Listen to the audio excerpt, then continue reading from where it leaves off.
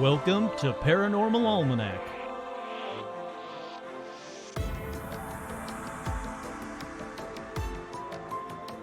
With your host, Kurt Sandvig.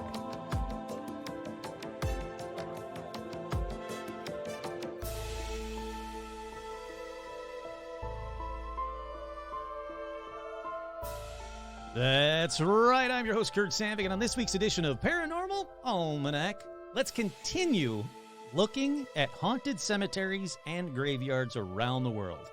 And yes, this is not going to be a full list of them. I've seen your emails, I've heard your comments to include this cemetery or that one, or how could I miss this thing or that one. Look, there are a ton of cemeteries in every state, in every country, around the world. So I'm going to miss them. I'm going to miss some. I'm telling you that right now. But like I said, with all the comments, everybody messaging me, I can easily say there's at least a third, if not a third, fourth, and fifth edition of this coming sometime in the future. Not right away, but sometime in the future. Expect more from this. And you guys really seem to like the first one. So if you didn't like the first one, well, maybe you like this one better. If you did like the first one, I hope you like this one. All right, but first, as always, we have shout-outs. That's right, we have shout-outs going out to Iserbreath, Dusty, Roger, Michael, Dustin, Matthew, Alicia, Derek, Becca, Joshua, Jen, Elizabeth, Wojtek, Steve, Sherry, Art Muffin, Trudy, Tim, Kenneth, Paul, Ricardo, Damien and Daniel, that's it, Ian, Eric, Brandon, Jen, Alexandra, Simon, George, Connie, Seth, Jason, Hayden, Cindy, Kim, Ashley, what's that, Loki, Ian, Carrie, Ezram, Robin, Will, Jim, Kelly, Lauren and Phil Mangano, Russell, Tanya, Donald, Chris, Brandon, April, Seth, Isabel, Audra, Dorian. How you doing, Dorian? I haven't seen you in a little bit. Cindy, Bob, Deshaun, Bishop, Cole, Paula, Jerry, Leo, Austin, Lindsay, Hahn, Megan, Aaron, Amy, Jeff T, Harley, Suzanne, Joe, Lawrence, Lauren McCune, hey, howdy, hi, Lily, Nick, Autumn, J. Mark, Manning, Carolyn, Martin, Darth Pikachu, Jade, Nanashi, Megan, Heidi, Kira, Pablo, Chuck, Laura Rutho, Todd, Jamie, and Elijah Hendrickson, Juliana, Dan, Dill, Laura Pitts, and Gamer Fan. As always, a special shout out to Joe. Joe Teague. Alrighty. Prepare yourselves. This is going to be a very supersized paranormal news. I'm like, I'm going to do the episode tonight, and then 3 more stories. Well, I'll do the episode tomorrow because I didn't get a chance to do it tonight. 3 more stories. I'm going to do 3 more stories. It's just a full paranormal news, a crazy, huge edition of paranormal news. So if you're not a fan of paranormal news, go ahead, make yourself a drink. In fact, go to a bar, get a drink, keep it playing, go to a bar, get a drink your drink, and you'll still be back in time for the episode. But it's a good one. And there's a lot of information in this paranormal news. So let's get right on into it.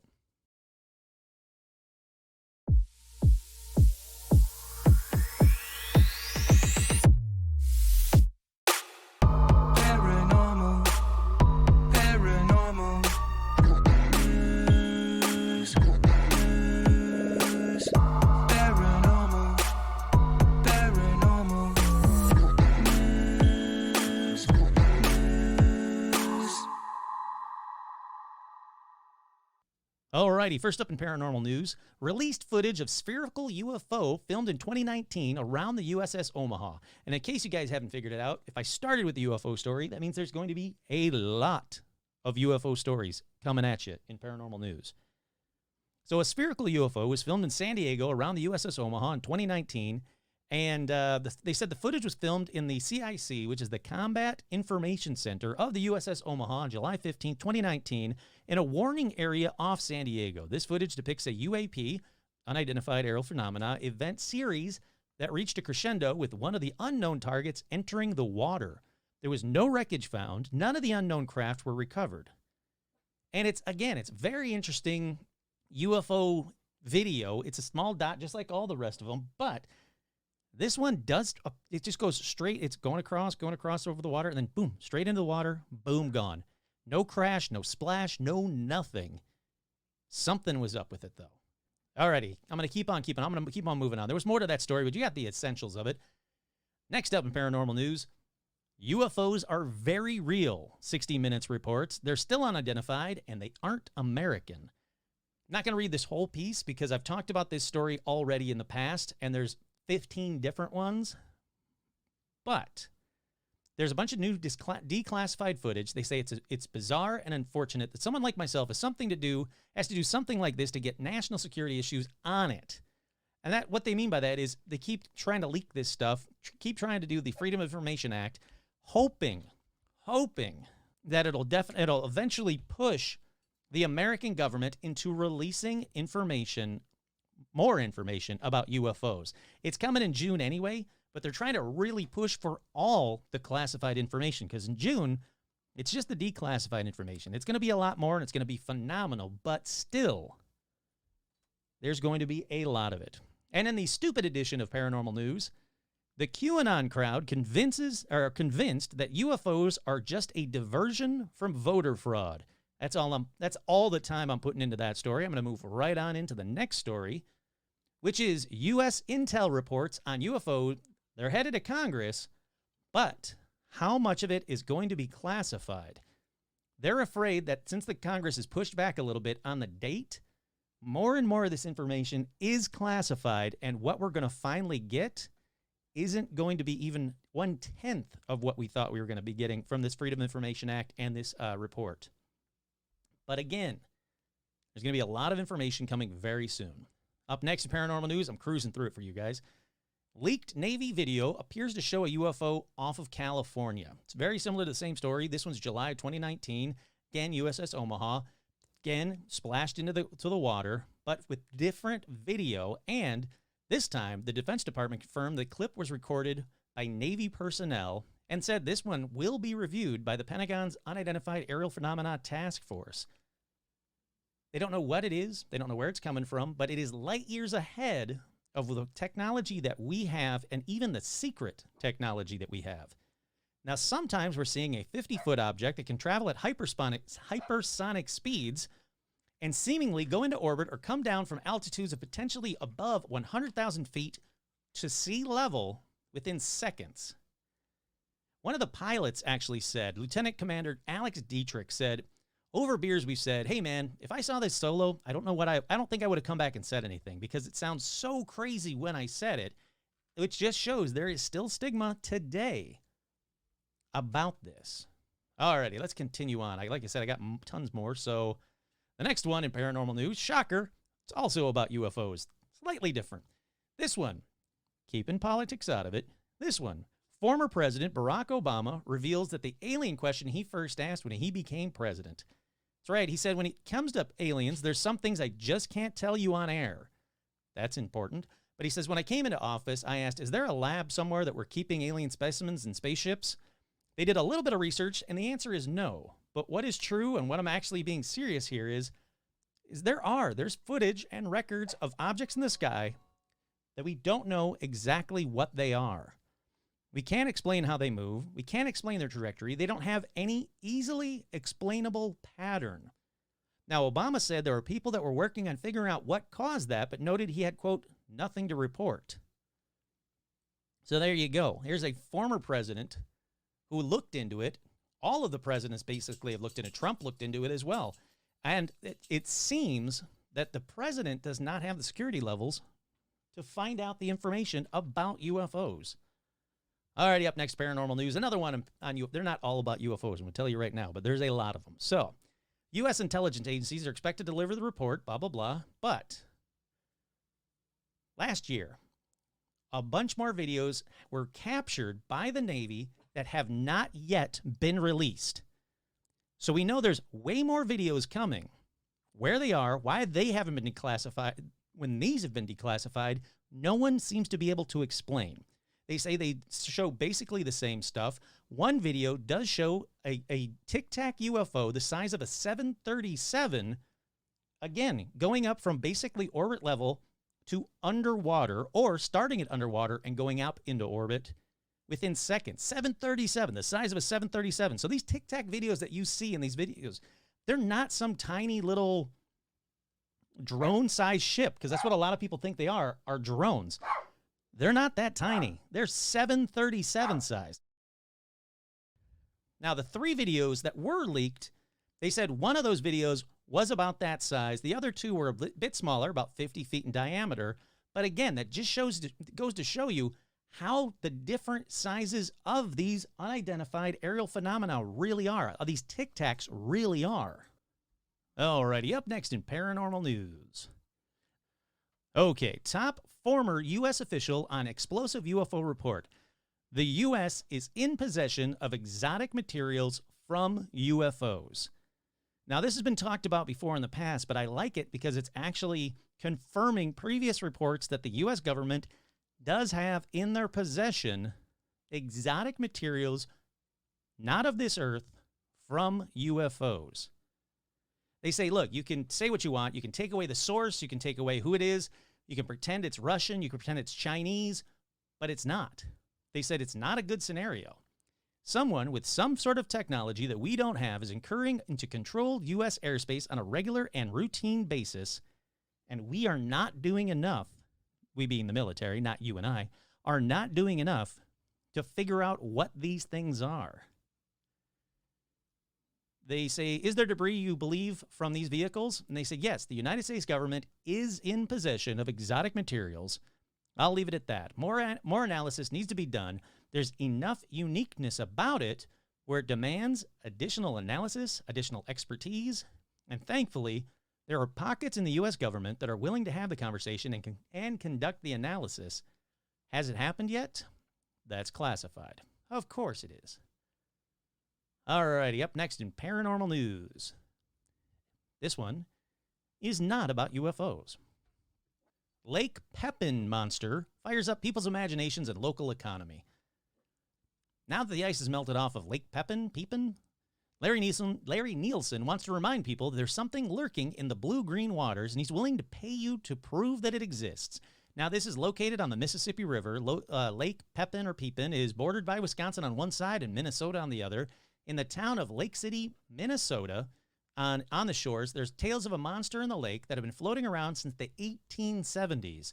Now, supposedly, it's a large serpent-like creature. The monster, or Pepe as locals call it, I hope it's Pepe and not Pee-Pee, has been seen by everyone from the Dakota Indians to local vacationers. But now, the owner of the 125-passenger paddle wheel boat Pearl of the Lake and president of the Lake City Tourism Bureau is reminding people that there's a $50,000 reward for anyone who can prove that it exists. He says he didn't know what the water serpent existed until he saw the creature a few years back. He says, one night, my wife and I were out on Lake, I'm just going to say on the lake, and there were no other boats out there with us. All of a sudden, I saw a big wake out there against the current. It was about 100 feet long and 1.5 feet high. So I started doing some research, and that's when I heard about the lake monster. According to a local cryptozoologist, researcher, and author of a book, Pepe, the lake monster of the Mississippi River, reports of him stretch back to the Dakota Indians. When the Dakota lived in the Minnesota area, they decided to trade in their birch bark canoes for thicker dugout canoes while traveling the lake in order to protect themselves from the creatures living in the lake that punctured their thinner birch canoes. That's actually really cool. Now, they say that the stories of the lake monster did kind of die off in the 30s and 40s up until the beginning of 2000, but now reports are starting in again. So, there you go. Another not monster living in a lake. Now, some people believe that this Pepe could be a sturgeon or a long prehistoric-looking fish that can live for as long as 100 years and weigh up to 200 pounds. Oh, a sturgeon is a long prehistoric fish. I was like, yeah, that makes sense. But others believe it's a sea serpent or a monster trapped inland. This guy goes on to say that we've had about 7 or 8 formal expeditions a year to try and find it. I get a ton of calls from about now through the summer from people who say they see it, but now he says, you got the reward, let's prove it. When I first brought this up, one lady was concerned that talking about it publicly would scare all the local kids and no one would want to go into the water. But then I went down to the lake and there were kids yelling into the water for him to come out and play. Collecting the reward does take a bit of doing though, so you got to pay attention to this part. Whoever wins it would have to produce a good photograph and a piece of the creature's fin or skin for positive DNA testing. Once researchers at the University of Minnesota Biology Department confirmed the DNA came from an unknown species in the lake and the photo can be authenticated, he said he'll gladly hand over the 50 grand. He says that several people have sent him pictures of the monster. One fisherman even brought in a sonar image of something 16 to 17 feet long under this boat. but no one's been able to grab a bit of fin or skin. He says, I know there's more things in this universe than we know about. When we find out something about something, when we find out something and we think we know all it all, we find out we don't know it all. Oh, I get what he's saying. It's been 7 years since the reward for Pepe was first issued. I can never imagine that such a novel idea would all but resurrect an almost forgotten legend. That's kind of cool. I like that one. Alrighty, let's continue on. Let's burn through these here real quick. Oh, this next one in paranormal news, I actually talked about on the Facebook page. It's not necessarily paranormal, but it's a story that I talked about on a previous episode, so go ahead and find it. But the body of Australia's mysterious Somerton man is being exhumed for new forensic analysis.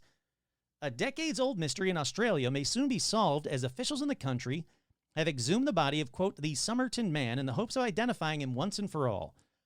Real quick backstory on it. It's began back in 1948 when the body of a man was discovered on Somerton Beach in the city of Adelaide. The individual, clad in a suit and tie, immediately posed something of a puzzle to investigators at the time as he bore no identification and possessed a small suitcase full of clothing that had their labels removed. Additionally, sewn into one of the man's pockets was a scrap of paper with the Farsi word Taman Shud, meaning it's finished. An exhaustive attempt to identify the man and determine how he died proved to be futile at the time, but they're hoping that now he's exhumed, they're going to figure out, A, who he is and how he died. And they said that when they pulled him out, sure, he decayed. He's been there since the 40s, but they said they think they have viable DNA, or at least enough body for viable DNA, and hope to finally solve the mystery of the Somerton man. Alrighty, up next in paranormal news. PAC launched to press feds to release more info on the UFOs. Now, unless there's something really different about this one, I'm going to just burn through it real quick. It says the founders say the group will educate voters about UFOs, transparency, support candidates who advocate for the release of more information related to UFOs, and they said it's a kind of like a grassroots movement that will raise money from donors online to try and finally get to the bottom of what UFOs are. That's why I added that one. Alrighty, up next in paranormal, we're almost done, I swear to you. Up next in paranormal news, Bigfoot? Woman reports Sasquatch encounter outside gym in Ashland, Ohio. That's right, a 20-year-old woman walked out of the warehouse 24-hour gym around midnight.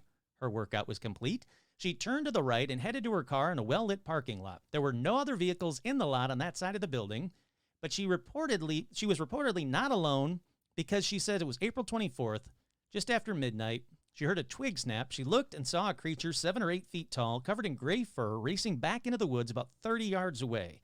It was far too large, likely several hundred pounds, and moved too quickly to be a man.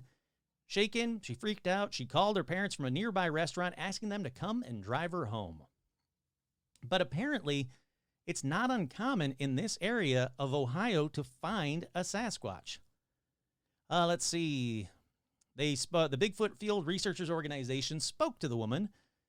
There's plans to visit her, to gain more information, figure out where she was, what she saw, go and see if there's any residual evidence left, which by now there will not be. But still, kind of cool. Alrighty. Kind of maybe possibly a debunk in paranormal news. There was a big story about a pyramid-shaped UFO that made the rounds. I talked about it on here. I saw the video, had no idea what the video is. But there's a night vision expert that says that pyramid-shaped UFO was probably just bokeh. What's bokeh, you might ask? I don't know. It says, new reference footage from night vision binoculars demonstrates pretty conclusively that the supposed flying object pyramid UFO actually looks like a slightly out-of-focus light in the sky, quite possibly just a plane, as the ship was right under a flight path for LAX. But he says it's just bokeh. It is just something that is out of focus that causes this kind of light distortion or pyramid. And he says he thinks that's what it is. Now, he recreated the footage, and I didn't watch the recreation of the footage. This UFO video does not. I did not watch the recreated footage until just now. So let me watch it real quick for you. All right, so there's a plane above him. Oh, if it's out of focus, wow, it really does look like a pyramid. Which is bizarre. You wouldn't think that. You think it would look like a little blob or an orb, but apparently the night vision flecks it off into pyramid shaped. I got to say, that is pretty damn close. I'm almost willing to say that is debunked, but the problem is that thing was so low. These planes are way up high. So I don't know if it's an actual debunk, but it is a definite good possible explanation for what those pyramid UFOs are. Let's just say possible debunk for right now.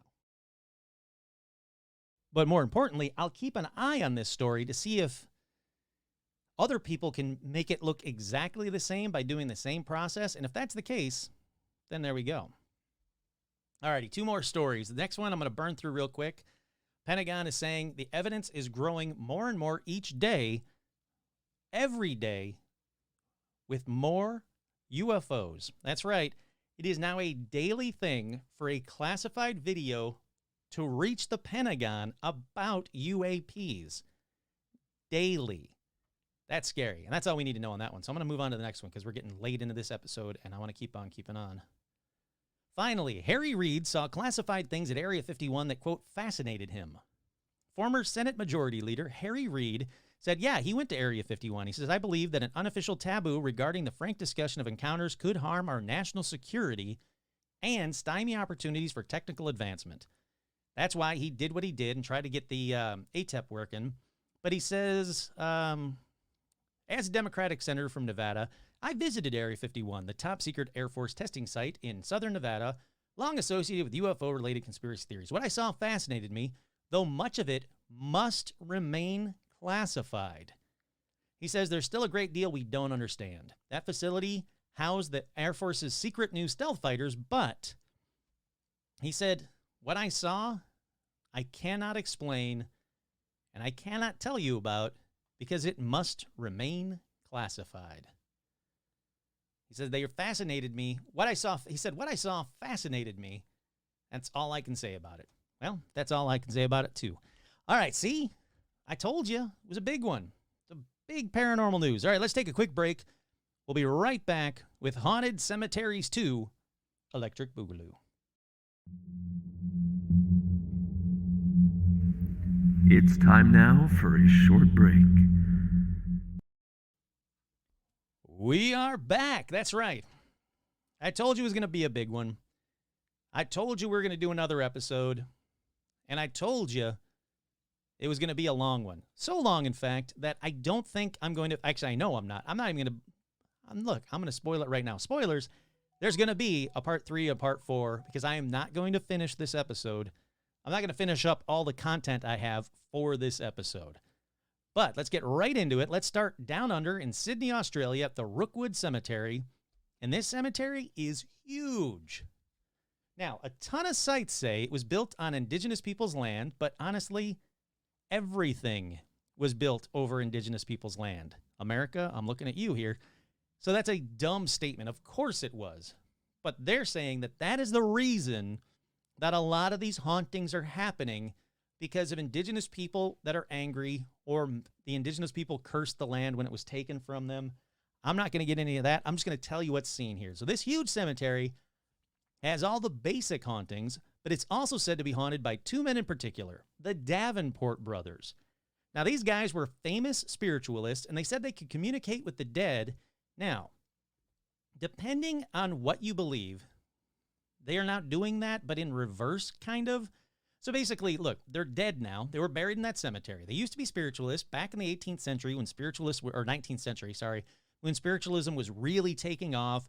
There was a lot of people that claimed to be able to communicate with the dead. 9 times out of 10, they were, kind of found out as frauds. Harry Houdini went around catching them, doing, particular magician tricks to try and make it sound like they're talking with the dead, or just doing stupid tricks like jumping in the middle of the air in pitch black and then saying, take a picture now, and then they're floating. Of course they are. They're jumping in the air. But these 2 guys, famous spiritualists, died, buried in the cemetery, and now people are saying that they are coming back from the dead and talking to the living. Like I said earlier, Houdini heard about these guys, went to Rookwood, and he tried to make contact with them from beyond, but with no luck. So, big grain of salt time. Not only are the Davenport brothers said to communicate with the living themselves, but they're bringing other dead people with them to communicate with the living. Unfortunately, though, I couldn't find out if this means, like, I go to Rookwood and I'm able to successfully communicate with the Davenport brothers, and I say, hey, can I talk to my grandma? And then all of a sudden my grandma starts talking to me. Or is it that they just pick some random other dead person and comes with them? And if so, who cares? I'm not going to be more impressed because I'm talking to two dead guys already. The fact that these two dead guys brought a third dead guy that I don't know isn't going to impress me. Not like if they're going like, hey, you think it's cool talking to us? Here's Dave from Germany. And then Dave from Germany ghost comes up and starts talking to me. I'm already speaking to the dead. I don't need the Davenport brothers to bring anybody else with them unless it's somebody I know or somebody famous. That'd be cool. Like, hey, look, it's John Lennon. But still, apparently, and again, grain of salt, but apparently if you go there and you do EVP sessions or you do Ouija board sessions or you do spirit board sessions, you have the ability to not only talk with the Davenport brothers, famous spiritualists, but possibly other dead people as well. Okay, since the other stuff is like, felt and seen, the basics, we hear stuff, we hear voices, we see stuff, we see shadows, something touches me.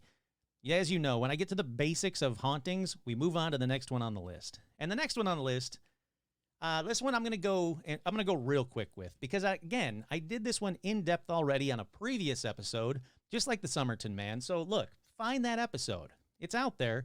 It's way more in depth, but this one, I wanted to bring it up because a couple people said, I can't believe you didn't talk about this cemetery on this episode. Well, now I am. This one is a cemetery in Kansas called the Stull Cemetery, and it's supposedly one of the 7 gateways to hell. Holy crap, that sounds awesome, right? Yep, now go find the episode to know more.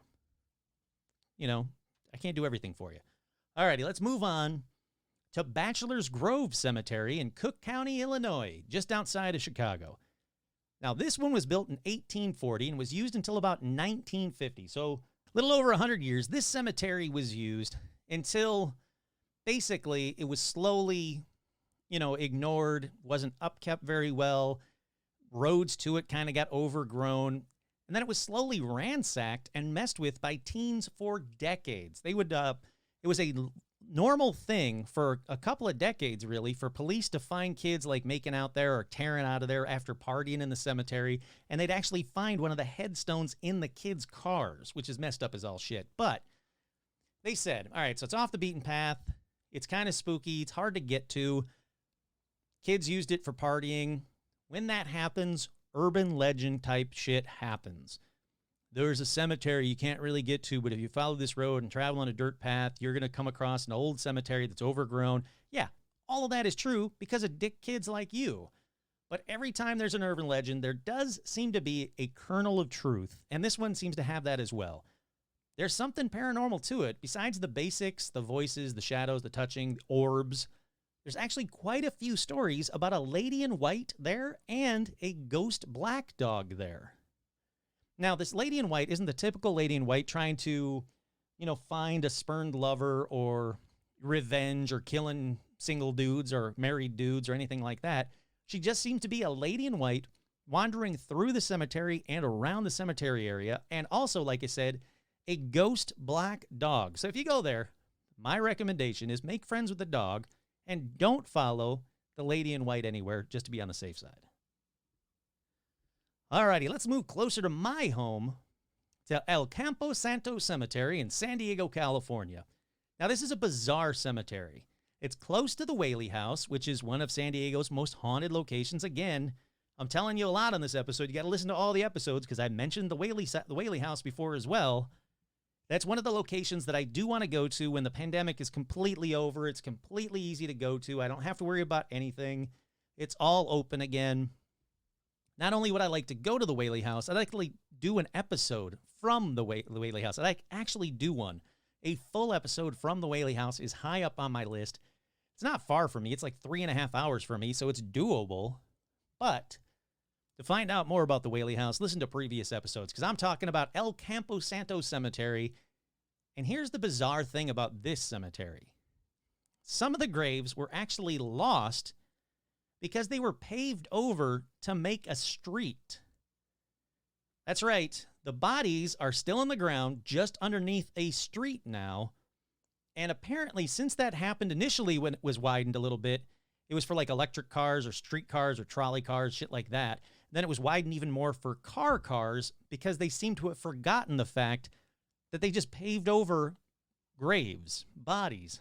Now, since that happened almost 100 years ago, there have been all kinds of ghost sightings, strange power outages, lights, appliances going off or turning off, going haywire for no reason, not only in the cemetery, nearby as well. And I'm sure you skeptics are going to say, well, yeah, it's probably bad wiring or transformers or something like that if it's all in the same local block or local area. Well, all of it has been replaced numerous times, and it still happens to this day with no explanation from the electric company. So I'm going to say, hey, skeptics, I'll go with the experts on that one. They know how to make power work, and it's still being weird. They say that the power outages don't just do things that are plugged in. They don't just power outage on things that are plugged in, like a toaster oven or whatever. No. Cars in the area have often been said to have weird power outages as well. Again, with no explanations. Now, one of the ghosts seen here is Yankee Jim Robinson, who sadly was hanged on the property of the Whaling House, obviously 100 years ago. And it seems like he's buried at the cemetery, maybe. I say that because I can't definitively say that he is buried there. Some sites say he is, some sites say he's not. A lot of sites just don't know and regurgitate from one or the other. So he is maybe buried at this cemetery, or was it just because he was hanged on the property of the Whaling House, which again is very close by this cemetery, and that's why he's seen? I don't know. But people have seen ghosts dressed in 18th century apparel and recorded crazy cool cold spots.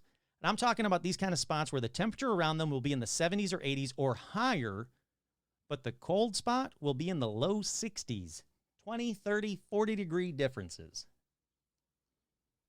Now, from what I found online, though, this cemetery has been, kind of restored, besides the fact that, it's still paved over other graves. But the cemetery itself has been restored and is completely worth checking out from what I can find online. Alrighty, keeping with California, let's go into one of my favorite cemeteries. And I know it's weird to say that I have a favorite cemetery, but boy, howdy do I. This place, I love Old Hollywood, if you don't know. This place is Old Hollywood. I absolutely love it. You can go see movies projected on the crypt walls while you picnic on graves at this cemetery. I know it sounds creepy, but trust me, it's an incredibly, incredibly cool experience and fun time as well. But everybody who's anybody is buried here. I'm talking about the Hollywood Forever Cemetery. If you don't know the Hollywood Forever Cemetery, it's right across the street, basically, from Paramount Studios. It is Hollywood. It's right there in Old Hollywood. It's not like Forest Lawn. Like, oh yeah, Forest Lawn's in Hollywood. No, it's not really. One of them's in Burbank, and the other one is in Glendale. This one isn't. Hollywood Forever Cemetery is in Hollywood. And like I said, name a star from the 40s, 50s, 60s, even to today. There's a good chance they're buried here. I mean, it's not just 40s actors. I mean, it's everybody. I think there's a Lassie there, or Rin Tin Tin, or Toto. I think it might be Toto, actually. I don't know. There's a couple of famous dogs buried there. Anybody who's anybody, including like the Ramones, one of the Ramones are even buried here. Like, it is a very, very cool cemetery to just walk through. Mel Blanc, if you don't know who he is, you suck. He's the voice of like Bugs Bunny and Daffy Duck and Elmer Fudd. I mean, just incredible. His gravestone's right there, right on the road to pull in, basically. But besides that, there's also a lot of ghosts that are seen here as well. Now, supposedly, Clifton Webb's ghost is seen here all the time. Virginia Rapp's ghost is here. Now, if you don't know who Virginia Rapp is, there's a guy named Fatty Arbuckle.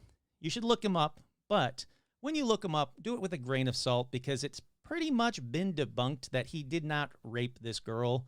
I'm not getting into it. You can find out for yourself. You can make your own conclusions, but Fatty Arbuckle was completely blacklisted. Talk about like the cancel culture. He was the first of the cancel culture. But anyhow, Virginia Rapp's ghost is here, and Rudolph Valentino's ghost has been seen here on numerous occasions, amongst others as well. But most are seen or heard, mostly seen, in the mausoleums. The mausoleums seem to be the place to go if you want to see these ghosts. Now, the cemetery has the basics as well: cold spots, voices, shouting, touching, shoving, bizarre occurrences, but the mausoleums seem to be where it's at. So don't just walk around the cemetery and get butthurt that no ghost hit you or anything. Sounds like it happens mostly in the mausoleums. Alrighty, let's move to another place, over to another location that 100% should have a haunted cemetery. I said it last episode about the New Orleans cemetery. This is another one that, 100% should have a haunted cemetery. It's in Salem, Massachusetts. This one is the second oldest cemetery in the United States, and it's called the Old Burying Point Cemetery. That's hard to say. Burying Point Cemetery. You know, if you're going to bury something, if you're burying something, the Burying Point Cemetery. It was opened in 1637. Now, the basics have been reported here forever. EVPs, voices, shadows, sounds, cold spots, orbs, blah, blah, blah. You name it. But there is one apparition that's seen here a lot, and that is the reason it is on this episode. She's known as the ghost of Mary Bright Corey, who died on August 28, 1684. She was the second wife of Giles Corey, who is the victim of the witch trials. Now, his story is seriously messed up. I'm not going to get into it too deep because it's kind of like I keep going off on tangents. So basically, they tried unsuccessfully to get him to admit to witchcraft by putting more and more weight on his chest. Now, each time they said, "All right, it's time. Do you want to sign the confession? Do you want to admit that you're a witch?" Each time he would respond with, "More weight," until ultimately they put so much more weight on him that he was crushed and killed. But back to Mary. Her ghost is often seen around here around her grave, that is, in period clothes. Now, she had died before him, so I don't believe these bullshit stories online that she's seen still wandering the cemetery looking to take revenge on the men that killed her husband. No, that's bullshit. That is the creepypasta nonsense. But she's seen around her grave often, again, in her period clothes. But there's another woman who's seen in picnic attire and sometimes with a boy with her. Now, these two seem to be residual haunts because they never really interact with somebody, and it's just like they're going to a picnic or coming from a picnic or having a picnic. But the cemetery also has its own lady in white. Now, when I did some research on the lady in white and where she was seen, what she was wearing, it turns out she's seen by Mary's headstone. So I'm not convinced that the ghost of the lady in white and the ghost of Mary Bright Corey are two different ghosts. I think they're both Mary, but I'm not sure. I haven't seen them personally to say, oh yeah, that's just Mary. Now she's in a white dress. So I don't know. Grain of salt. Alrighty, let's really mix it up though, and let's go to Tokyo for this next one. I always like it when I can find stuff from Japan for a paranormal episode because, again, it's not really talked about there, and these stories really don't get out. This story is called, and look, I'm going to say it ahead of time. I'm sorry. I'm going to butcher probably the name of it. I had it perfectly right before I hit record earlier. Ayama Cemetery. I think that's actually pretty close. Now, this is Japan's first public cemetery, and it's one of its most famous cemeteries because of one particular resident at the cemetery. His name, Hachiko. He is the only dog to be buried in the cemetery. Sadly, though, he has a really sad story why. I was really hoping it was going to be like, he's Japan's version of Lassie. Nope, he's not Lassie. He's not Rin Tin Tin. Sadly, this dog, Hachiko, waited every day for 9 years at the local station, like the bus station, subway station, train station. I think it's a train station, actually. He waited 9 years, every day for 9 years at the train station for his master, who is Professor Unio. I don't know, his professor, to come back. But sadly, that professor never returned. It doesn't say, did the professor die and that's why he didn't return? Was the professor a fucking dick and didn't return for his dog? But Hachiko became famous for waiting at the same spot in the train station every day for 9 years and then passed away. What a shitty end to an awesome, cool, good boy story. So again, go to the cemetery and make sure you say hi to the good boy. But this cemetery also has a ghost taxi story. Now that's where a taxi would pick up a person who has to go to the cemetery, and that person vanishes when the taxi pulls up in front of the cemetery and the driver turns around to be like, okay, your fare is whatever. Boom, taxi is empty. Not that the doors are open and they ran away. Nope, empty. This cemetery is also supposedly haunted by the ghost of a group of samurai warriors. But again, I don't know how you could prove that. And this all sounds like creepypasta, so creepypasta time. This group of samurai warriors died before they were able to honor their family name. And because of this, they are shamed in the afterlife and cursed to guard the cemetery until their honor can be restored. How anyone would know this is beyond me, but sure, why not? Anyhow, apparently there's a bunch of ghosts. The ghosts look like samurai warriors. And then a cool story, backstory was made up for them. Alrighty, let's go back to a cemetery. Let's go back to Resurrection Cemetery in Chicago, Illinois. That's right, a cemetery that I talked about on a previous episode. We're going back. This story I saved for the cemetery episode part 2 because it's such a great story. Now, she's known as Resurrection Mary. She's a ghost that haunts not only the cemetery, but the surrounding highway and the Willowbrook Ballroom. Now, Resurrection Mary is often seen at or around the cemetery. From what I can find, even hardcore skeptics become believers after seeing her. Now, here's the legend of her story. Again, grain of salt, but here's her legend. Apparently, she got into an argument with her boyfriend and decided to hitchhike home. Somewhere in between the ballroom and the main gates of Resurrection Cemetery, about 2 miles away, she was struck and killed by a car and left to die on the side of the road. And that's became Resurrection Mary. Now they think she is either Mary Bregovi or she might be Anna Maria Norcus. The reason they think it's them because both of these ladies died in tragic car accidents, one in the 30s and the second one, Anna Norcus, who died in 1927 in an auto accident while on her way home from the O. Henry Ballroom. The reason that more and more people are beginning to think that it's the Anna Norcus version is because Resurrection Mary is often seen at the O. Henry Ballroom. But anyhow, since the 30s, several men driving northeast along Archer Avenue between the Willowbrook Ballroom and Resurrection Cemetery see a young woman. She's blonde, she has blue eyes, she's hitchhiking, she's wearing a white party dress, but there's some discrepancy with what she's wearing. Some eyewitnesses say, no. She's wearing a thin shawl, white shawl, dancing shoes, carrying a small clutch purse, or she just happens to be wearing a white party dress. But either way, when she's picked up, she's very quiet. She has to be dropped off right in front of the cemetery and then disappears as soon as she gets out of the car. Now, I wanted to give you guys some stories directly from the internet sightings alone. Like, here's directly from some websites about internet sightings of Resurrection Mary. The first one, Jerry Palis, or Palis. He's from Chicago, reported in 1939 he met a person that he thinks was Resurrection Mary. Now, he met her at the Liberty Grove and Hall at 47th and Mozart. So not the O. Henry Willowbrook Ballroom, but a different hall. He said they danced, they kissed. She asked him to drive her home along Archer Avenue. As soon as she got out of the car, she disappeared right in front of Resurrection Cemetery. Hey, man, you had a fun night, partied, you danced, you made out a little bit with a cute girl. Who cares if she's a ghost?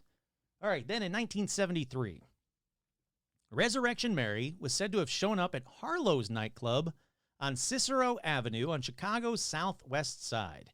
Now, that same year, a cab driver came into Chet's Melody Lounge, that's across the street from Resurrection Cemetery, to inquire about a young lady who had left without paying her fare in his cab. Then he found out kind of like Large Marge-ish kind of thing, that she's been a ghost for decades. Then I'm sure he kind of screamed and then fell over like Pee-wee. Now, the sightings there were sightings of her in 1976, 1978, 1980, 1989. Now, these sightings involved cars striking or nearly hitting a blonde woman in a white dress outside of Resurrection Cemetery. However, when the car hits, which is really messed up, or comes close to hitting her, as soon as the car stops and the person gets out like, oh my God, I'm so glad, boom, no evidence there was anyone ever there. So that's a messed up version of the story. Like one guy got lucky and got to dance and make out with her. Some people just slam into her with their car, freak out.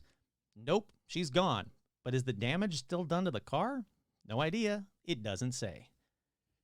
Then, January 31st, 1979, there was an article in the Suburban Trib, I'm assuming it means Tribune, by columnist Bill Geist, who detailed the story of a cab driver named Ralph, who picked up, quote, a young woman, quote, a looker, a blonde. She was young enough to be my daughter, 21 tops. Oh, that's getting kind of creepy. Near a small shopping center on Archer Avenue. Now, a couple of miles up Archer there, she jumped with a start like a horse and said, here, here. So I hit the brakes. I looked around. I didn't see no kind of house. Where, I said. Then she sticks out her arm and points across the road to my left and says, there. And that's when it happened. I looked to my left like this, at this little shack. Then when I turned back around immediately, like, what are you talking about? She's gone, vanished. The car door never opened. May the good Lord strike me dead if it never opened. That's what he said, not me.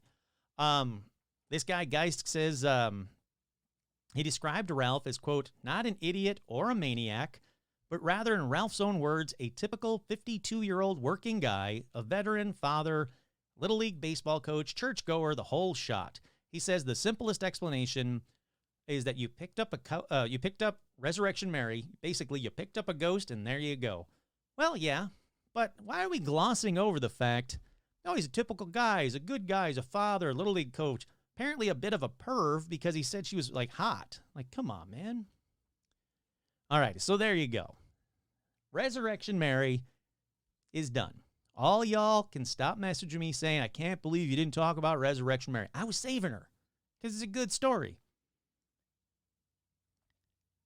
So, yeah, there you have it. That is part 2 of Paranormal Almanac's Haunted Cemeteries and Graveyards. Again, eventually, there will be a part 3. Not right away, though. I like to mix things up and not keep going like, all right, here's part 1. Next week's part 2. Next week's after that, part 3. Then part 4. Then part 5. I'll mix it up a little bit. But there will be future installments of Haunted Cemeteries so you guys can get your fill of them. But more importantly, y'all can tell me what cemetery or ghost from a cemetery that you want to hear about in the next installments. I'm giving you guys a few weeks. Do you have a local cemetery with a local urban legend? I'll look into it. Maybe I'll debunk it. Chances are I'll debunk it. But I'll look into it. Or I'll find out, oh my God, there are a lot of ghost sightings of this particular ghost.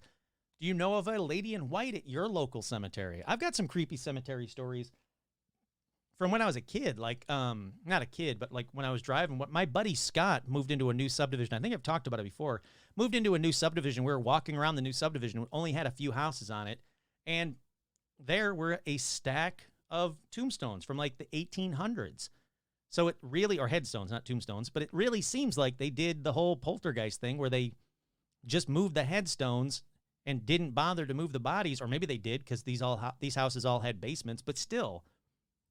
Where the heck did that cemetery come from, and where did it go? Why were there just a stack of headstones? And we talked about taking them, like, oh, it'd be cool to have them, but thank goodness I didn't do that. That is disrespectful and mean as shit, but still, freaky, still weird, still can't explain it, still don't know why it happened, but there you have it. So there we go. Like I said, that is part 2 to Haunted Cemeteries.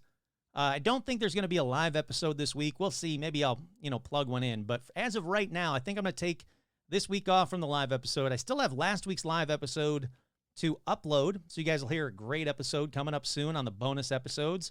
So don't worry, there's a lot more Paranormal Almanac coming your way, but for this one, we are done. Once again, I'm your host, Kurt Sandvig, and this has been another regular edition, part 2 edition of Paranormal Almanac.